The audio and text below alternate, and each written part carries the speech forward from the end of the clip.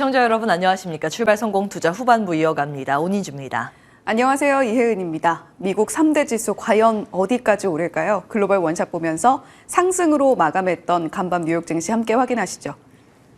3대 지수 또 한 번 최고가를 경신해냈습니다. 다우존스 지수 0.68%나 오르면서 지금 9거래일째 상승 이어가고 있고요. 역사적인 최고가를 또 한 번 경신해냈습니다. S&P 500 지수도 역시 마찬가지로 최고가를 경신해내면서 0.6%가량 랠리를 펼쳤고요. 나스닥 지수도 0.66% 상승, 나스닥 100은 여전히 최고가 경신해내는 모습 함께 나타내고 있습니다. 자, 지금 국채금리는 동반 하락이 나타났는데 여기에는 BOJ의 YCC 수익률 변경이 없었다라는 것도 함께 작용을 하고 있습니다. BOJ 결정 잠시 후에 짚어보도록 하겠고요. 달러 인덱스는 잠시 좀 출렁이는 듯 했는데 그럼에도 불구하고 약세를 유지하면서 마무리를 했습니다.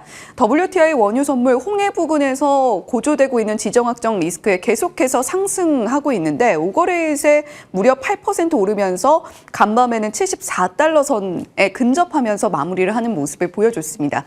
미국은 지금 금리 인하 기조가 다시금 투심을 불러일으키면서 부동산 시장도 함께 활성화가 기대가 되고 있습니다. 11월 주택 착공 건수가 전월 대비 14.8% 오르면서 시장 예상치를 크게 상회하는 모습을 보여줬고요. 건축 허가 건수 같은 경우는 전월 대비 2.5% 마이너스로 시장 예상치에 부합하는 모습 보여줬습니다. 연준 인사의 추가적인 발언, 코멘트들도 잠시 후에 짚어보도록 하겠고요. 자, 엔비디아는 1% 가까운 낙폭을 보이면서 마무리를 했습니다. 신제품 H200에 대한 기대감과 함께 기존 제품에 대한 수요가 둔화되고 있다라는 분석이 나오고 있는데 엔비디아가 이렇게 빠짐에도 불구하고 나스닥 지수는 계속해서 상승을 이어가고 있습니다. 어펌은 15%나 상승하는 모습 보여줬는데요. 월마트와 손을 잡고 파트너십 확장하겠다라는 소식 들려오고 있고 미국의 소비 트렌드를 살펴보면 최근에는 BNPL로 약축이 되는 것 같습니다. 이와 함께 어펌에 대한 기대감도 함께 솔솔 풍겨 나오고 있습니다. 자, 어제는 사실 태양광 관련주들 투자 의견 하향 조정 거기다가 유동성 우려까지 있다라는 이야기와 함께 폭락했던 주식들 말씀을 드렸는데 또 반대로 태양광주 안에서도 분위기가 갈리는 느낌입니다. 썬노바와 퍼스트솔라에 있어서는 파이퍼샌들러 그리고 TD코엔이 투자 의견 상향 의견 내놓으면서 각각 15%, 4% 상승하는 모습 보여줬습니다. 이제 중소형주단까지도 이 훈풍이 함께 깃들고 있습니다. 러셀 2000 지수의 연간 상승폭을 보게 된다면 S&P 500과 나스닥에 비해서는 한참 못 미칩니다. 15.4% 올 한 해 동안 상승하는 모습을 보여줬는데 이런 러셀 2000의 모습 내년에는 기대해봐도 좋을 것 같다라는 이야기가 계속해서 나오고 있는 건데요. 러셀 2000과 S&P 500 지수의 상승 흐름을 함께 살펴보게 된다면 S&P 500이 노란색이고요. 러셀 2000이 파란색 줄입니다. 10월 말쯤으로 해서 계속해서 증시가 함께 하락하는 과정에서 하향 곡선을 그리긴 했습니다만 S&P 500의 흐름을 빠르게 따라잡고 있는 러셀 2000 지수의 모습 함께 보고 계신데요. 지금 러셀 2000뿐만이 아니라 나스닥 100은 여전히 최고가 경신하고 있고 필라델피아 반도체 지수도 마찬가지입니다. 지금 한동안 M7, 매그니피센트 7 종목에 몰렸던 투심이 이제 골고루 미국 증시를 끌어올리고 있다라는 것이 이 러셀 2000 지수의 흐름을 통해서도 만나볼 수가 있는 겁니다. 자, 이렇게 미국 증시가 계속해서 상승을 할 수 있었던 배경에는 어제 있었던 일본의 BOJ 통화정책회의, 금융정책회의도 한몫을 했습니다. 우에다 총재가 이번에는 좀 깜짝 발언을 내놓을까 시장의 불안과 기대가 교차하는 모습도 함께 살펴볼 수가 있었는데 마이너스 금리 정책의 해제에 대한 내용 없었습니다. 거기에 금융 완화 방침에 대한 변경 내용도 없었습니다. 이에 따라서 시장이 일본 니케이 시장은 환호하면서 올라가는 모습을 보여줬고요. 달러 엔 환율은 급등하는 모습도 성명서 발표가 있었던 12시를 기점으로 함께 나타났습니다. 일본 경기가 전반적으로 완만한 개선세를 보이고 있고 물론 여러 가지 리스크는 있습니다만 거기다가 추가 완화 정책을 펼 수도 있다라는 이야기를 하고 있습니다만 그럼에도 불구하고 일본의 큰 정책 변화는 급격하게 있지 않을 것이다라는 기대감이 시장에 지배적으로 작용을 했고요. 미국 국채도 일본 국채와 함께 좀 볼 필요가 있기 때문에 BOJ의 결과에 따라서 국채 가격도 함께 상승하는 모습을 보여줬던 간밤 미국의 모습이었습니다. 자, 간밤에 나왔던 연준 인사들의 발언도 함께 체크해 보시죠. 두 총재 모두 내년에 투표권을 갖게 됩니다. 현재는 투표권이 없습니다만 이제 12월 FOMC까지 모두 끝났기 때문에 내년에 투표권을 갖는 중요한 인물들이라고 할 수 있는데요.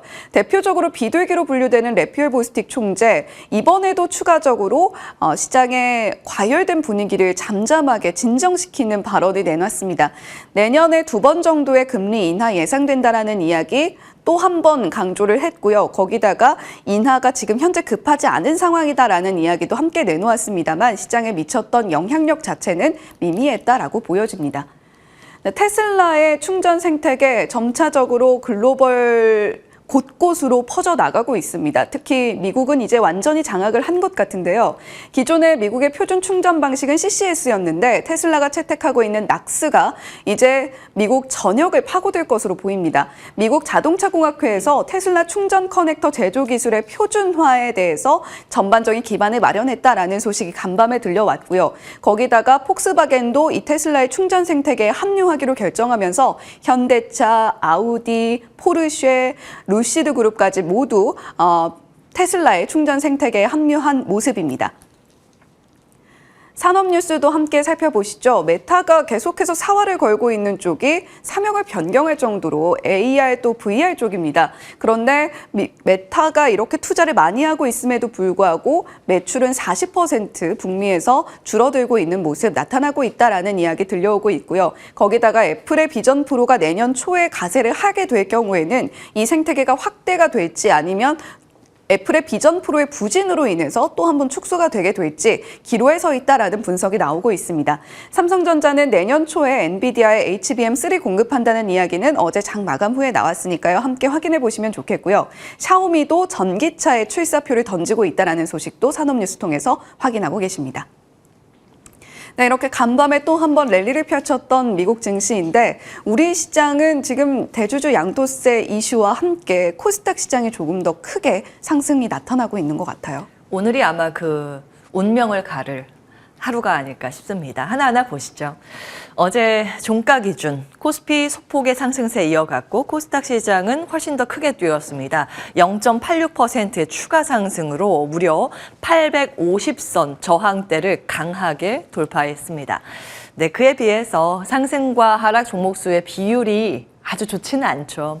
코스피 올랐음에도 불구하고 하락 종목 수가 더 많았고요. 코스닥 시장 이렇게 많이 뛰었는데도 불구하고 상승 종목 수가 압도적으로 우위를 점하진 않았습니다. 아직까지 눈치 싸움이 치열하다는 걸 아실 수 있습니다. 결국에는 양도세 완화 여부가 가를 것으로 시장에서 점치고 있는데요. 그 점은 잠시 후에 조금 더 자세히 들여다보도록 하고요. 어제 특히 코스닥 시장 상대 강세가 나타났던 이슈, 개별 종목의 덕분이라는 분석입니다. 위믹스 행사 있었고 위믹스 코인 관련 기업들의 강세 있었고요. 네이버 치지직이라는 신규 스트리밍 플랫폼 베타 테스트에 들어가면서 어떤 생태계가 재편성되는가에 대한 기대감도 자리했습니다. 바이오는 1월 JP모건 헬스케어 컨퍼런스 이벤트 드리븐 성격의 투자가 나오고 있죠. 상승 섹터, 하락 섹터 나와 있습니다. 이제 하락 섹터 안에서는 건설, 건자재 이쪽이 요즘 계속 이름을 올리고 있는데요. 내년도 경제 전망에 굉장히 중요한 우려 키워드 가운데 하나가 PF 관련 부분입니다. 나중에 시간이 되면 그 점도 좀 체크해 드릴 거고요. 지금 우려감으로 부상을 하고 있다는 정도만 체크해 보시면 될 것 같습니다. 헬스케어, 소비재, 엔터미디어 각각의 상승 이유를 기재해 봤습니다. HLB는 임상 이상 데이터 좋았다. 여기에 이제 시장은 주목했는데, 그리고 엔터는 연예인 마약 관련 노이즈가 해소됐고 쌍끌이 순매수 유입됐다라고 시장에선 명분을 가져다가 붙이고 있는데 과연 그것만 있었을까요? 수급 상황이 더 크게 작용을 했습니다. 하나하나 들어가 보겠습니다. 일단 바이오 섹터 안에서 볼만한 부분은 내년도에 JP모건 헬스케어 컨퍼런스 참가 기업과 함께 각 각각의 신약 개발 관련주들의 키워드들 정리를 과거에 해드렸는데 지금 이 안에서 계속 움직이고 있죠. 지난 14일 딱 이날이 파월 의장이 피봇에 대해서 직접적으로 시사 발언을 하면서 금리 인하의 첫 번째 수혜주 바이오 그리고 다음에 이벤트 드리븐 JP모건 헬스케어 컨퍼런스 이 논리로 정리를 해드렸습니다. 계속 이제 이 안에서 움직이고 있기 때문에 종목 관심 있으신 분들은 내용들 참고해 보시면 되겠고요. 엔터 들어가겠습니다. 자, 엔터 어제 대표 4사의 등락률 기입을 해봤습니다. 한 종목에 그냥 쏠려 있다라는 게 한눈에 봐도 눈에 띄실 텐데요. 하이브는 무려 떨어졌고 SM이 그나마 좀 양호한 흐름을 보였는데 SM 상승률의 2배가 JYP 엔터였습니다. 왜 이런 현상이 나왔을까요? 이 엔터의 상승이라기보다는 실질적으로 그냥 JYP 엔터의 급등이라고 귀결이 됩니다. 18일 당잠사에서 주식 양도세 완화의 우술 종목이 무엇인가 그 후보군 가운데 하나가 개인 순매수 상위 종목과 주가 상승률이 높았던 그런 종목들인데 이 순위에 그냥 JYP 엔터가 있습니다. 당시에 체크해드렸고 양도세 완화에 대한 기대감으로 이쪽의 수급이 집중된 것으로도 추정할 수 있습니다. 자, 수급이 지금 시장을 지배하고 있기 때문에 수급 상황 자세히 들어가 보도록 하겠습니다. 왜 이런 현상이 나오는 걸까요? 지금 순차적으로 거래대금 조금씩 미세하지만 증가하고 있습니다. 그렇지만 주가지수의 지금 급등세가 연일 나오고 있고 연초 대비했을 때 주가지수의 상승세가 좀 눈부시죠. 최근 더 그렇습니다. 그것에 비해서 이 거래대금 증가 추세가 유의미하다라고 볼 수는 없는 상황이고요. 특히 신규 예탁금 유입 규모도 보시면 크지 않습니다. 거의 이제 박스권에서 그 흐름을 지속하는 정도. 뭔가 시장이 좋고 투자 심리가 살아나서 와 투자하자 그러면 예탁금부터 올라가거든요. 아직은 그런 현상이 관찰되지 않고 있습니다. 투자 심리가 확연하게 돌아선 것은 아니라는 부분에 주목할 수 있고요. 그렇다 보니 나오는 현상이 크게 3가지 정도 로 정리가 됩니다. 소수 급등주의 거래가 집중되는 수급 블랙홀 현상. 두 번째, 시총이 작은 가벼운 종목에 어떤 명분을 붙여서 급등시키는 그런 현상. 세 번째로, 공매도 부담이 없기 때문에 패시브 자금이 지속적으로 들어오는 것. 예를 들면 코스피 200 특례 편입 종목들이라든지 코스닥 시장에서 코스피로 이전 상장을 준비하는 기업 혹은 다음 패시브에 대한 기대감으로 MSCI 지수 편입 가능성이 있는 종목. 이들 종목에 쏠리고 있습니다. 하나하나 볼 텐데요. 수급 블랙홀. 어제 거래대금 비중 상위에 보시면 LS 머티리얼즈가 집중이 돼 있고요. 그 다음으로 에코프로 머티리얼즈, 두산 로보틱스 세 종목의 공통점 어제 좀 체크해 드렸습니다. 대기업 신규 상장주라는 점. 이쪽으로 계속 수급이 집중되고 있는 그런 상황. 그리고 두 번째, 시총 가벼운 종목의 명분 붙이기. 대표적으로 반도체 한번 볼까요? 어제 명분은 여러 가지가 있었습니다. 삼성전자와 SK하이닉스가 내년도 투자 20% 이상 확대할 것이라는 보도가 나왔고요. 정부는 내년 2월에 시스템 반도체 육성 전략을 발표할 것으로 예정이 돼 있다는 보도 나옵니다. 여기에 해당되는 게 설계, IP 자산 가지고 있는 쪽, 디자인 하우스, 패키징 쪽, 시스템 반도체 쪽이죠. 그런데 어제 관련 섹터의 움직임 쭉 정리를 해봤습니다. 특징적인 부분이 없습니다. 거의 대부분 혼조권을 그려갔고요. 반도체 전 섹터를 보셔도 후공정이나 오삿 기업 그리고 전통 반도체 기업마저도 혼조 마감을 했습니다. 그냥 몇몇 기업에 그냥 쏠렸던 흐름으로 이해를 하실 필요가 있는데요. 이 중에서 어보브 반도체 정도 상한가로 직행을 했습니다. 이슈는 이런데 내년부터 삼성전자의 MCU 컨트롤러 유닛인데요. 이쪽은 일반 가전에 거의 들어갑니다. 그 컨트롤러라는 이름답게 어떠한 걸 조절하는 건데 대표적으로 이제 온도 조절을 많이 하죠. 밥솥이나 아니면 냉장고 이런 것들에 온도 조절할 수 있는 장치의 칩입니다. 그걸 설계를 해서 이쪽으로 납품하는 팹리스 기업이라고 이해를 하시면 되는데 내년에 삼성전자에 추가적으로 물량 더 늘려서 납품할 것이다라는 일종의 단독 보도지만 어떤 보도가 나오면서 기대감이 유입됐습니다. 삼성전자 지분 추가 투자 검토 기사도 나오면서 예전에 작년에 조금 지분을 삼자 배당 유상증자로 들어갔는데 늘릴까라는 기대감이 맞물리면서 상한가로 직행을 했습니다. 그런데 이것이 이제 명분일 가능성이 높다라는 부분을 여기에서 이제 확인을 해보실 수 있습니다. 최근 시세가 났던 종목들이거든요. 어제 크게 급등을 했었던 어보브 반도체, 최근 온 디바이스 AI 이 수혜 기대감으로 안고 급등의 급등을 연속했던 제주 반도체, 어제 이와 같이 올랐던 퀄리타스 반도체, 이쪽은 유통이라서 결이 다르지만 급등세를 시현하고 있는 상황이고, CXL 테마 안에서도 대장주격으로 급등을 했었던 네오셈, 이 정도가 될 텐데요. 지금 현재 시가총액입니다. 그리고 현재 가격인데, 이들 반도체 테마 섹터 안에서 순환매 관점으로 시세가 났던 게 11월부터 추세적으로 나왔죠. 그래서 11월 1일 종가 기준, 그래서 역산으로 계산을 하면요, 11월 초에 이런 시세가 나기 전에 시가총액을 계산을 하실 수 있는데 모두 다 1,000억 원대입니다. 굉장히 공교롭죠. 시가총액 규모가 크지는 않습니다. 지금 1,000억 원대에서 시작해서 한 2배, 3배, 4배까지 이제 급등을 하고 있는 그런 추세가 나오는데요. 시가총액이 적다 보니까 조금의 명분을 갖다 붙여도 조금의 수급만 유입돼도 급등을 할 수 있을 만한 종목이라는 공통점을 가지고 있습니다. 세 번째, 공매도 부담이 없는 패시브 자금, 지속적으로 체크해드리는 쪽이 이전 상장을 준비하는 기업입니다. 포스코 DX는 이미 예비 심사가 승인됐기 때문에 이 자금이 다른 쪽으로 확산되고 있는데요. LNF, HLB 이쪽, 여기 이제 심사를 기다리고 있죠. 결과 발표를 기다리고 있습니다. 좀 빠른 쪽이 LNF인데 10월 27일에 예비 심사 접수를 했기 때문에 조만간 아마 결과 발표가 있을 겁니다. 큰 이슈가 없으면 거래소에서는 45일 내에 이에 대한 결과 발표를 해야 하기 때문에 곧 나올 것으로 추정이 되고요. 그거보다 조금 더 멀리 떨어진 기대감이 HLB. 그래서 요즘 시세가 이쪽이 더 크죠. HLB 붙은 그 계열사들 모두 좀 급등하는 현상인데요. 여기는 오늘까지 이 관련해서 전자투표를 하고 내일 주주총회 예정입니다. 그렇기 때문에 이제 초입 국면이기 때문에 시세가 요 순서로 지금 나오고 있는 상황이고요. 셀트리온 헬스케어는 이미 이제 거래 정지에 들어갔습니다.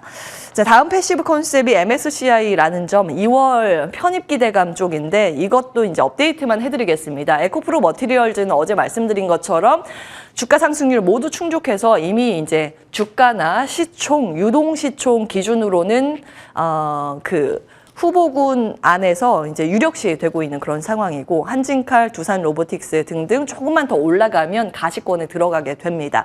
보통은 최근 그 시세 움직임을 보면요, 이렇게 가시권에 들어간 쪽보다 조금 더 남아있는 쪽에 시세를 올려서 가시권으로 넣자라는 그런 움직임이 있습니다. 그래서 그런 패턴들 감안하시면서 대응 전략 세우시면 좋을 것 같습니다. 사실 이 수급은 양날의 검이죠. 그래서 어떻게 하면 대응 전략 세우기 좋을까 해서 나름 그 귀납적 추론 방식으로 한번 쭉 정리를 해봤습니다. 하나하나 보시죠.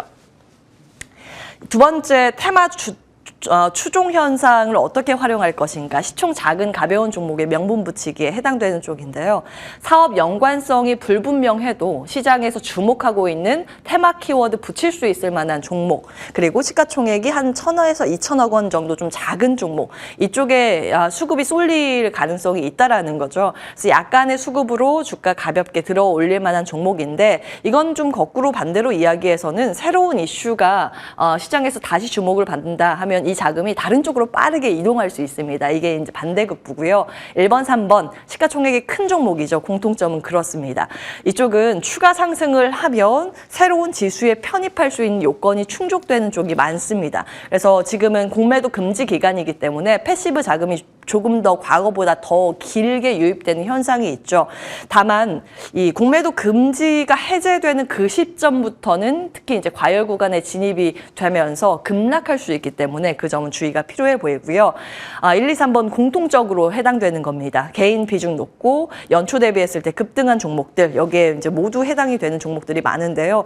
양도세 완화 여부가 중요합니다. 이게 이제 오늘 아마 빠르면 나올 것으로 보이는데 오늘 나오도 사실 늦죠. 거래일 기준으로 했을 때 26일이 대주주 양도세 회피할 수 있는 마지막 거래일입니다. 4거래일밖에 남지 않았거든요. 오늘 발표에도 이 4거래일 안에 수급 이벤트를 누릴 수 있고, 만약에 이것이 불발되면 4거래일 동안 아마 매물이 크게 출회될 가능성이 있습니다. 그래서 시장 이런 방향성 염두에 두시면서 대응 전략 세우셔야 되는데, 만약에 이번 양도세 완화 카드가 불발이 된다라고 하면 특히 마지막 거래일인 26일 종가 베팅으로 괜히 떨어진 종목들 오히려 역발상으로 매수 가능하다라는 목소리 많습니다. 대표적으로 2차 전지 등이 굉장히 많이 포진돼 있는데 같이 참고해 보실 필요는 있겠습니다. 어제 장 마치고 들썩였던 시간 외 특징주 인베니아 상한가 갔는데요. 디스플레이 장비 용역 체결 공시를 했습니다. 이제 중국 쪽이고요. 매출액 대비 한 36.4% 비중입니다. 그 밖에 철도 지하화 특별법이 국회 법안 소위를 통과했다고 하면서 움직였던 테마주는 해저테마 이쪽이고요. 관련 움직임 보였던 종목들입니다. 하락했던 쪽은 유상증자가 좀 크게 나왔던 에이스테크하고 이게 좀 많이 빠졌습니다. 유의하셔야겠고요. 하림지주하고 하림도 꽤 많은 하락률을 기록했습니다. HMM 인수하면서 이 인수자금 어떻게 할 것인가에 대한 의구심이 지금 계속 달리고 있거든요. 대신증권에서 목표 주가를 하향 조정하기도 했습니다. 승자의 저주에 대한 우려감 나오고 있다는 점은 참고해 보실 필요가 있겠습니다. 당잠사였습니다.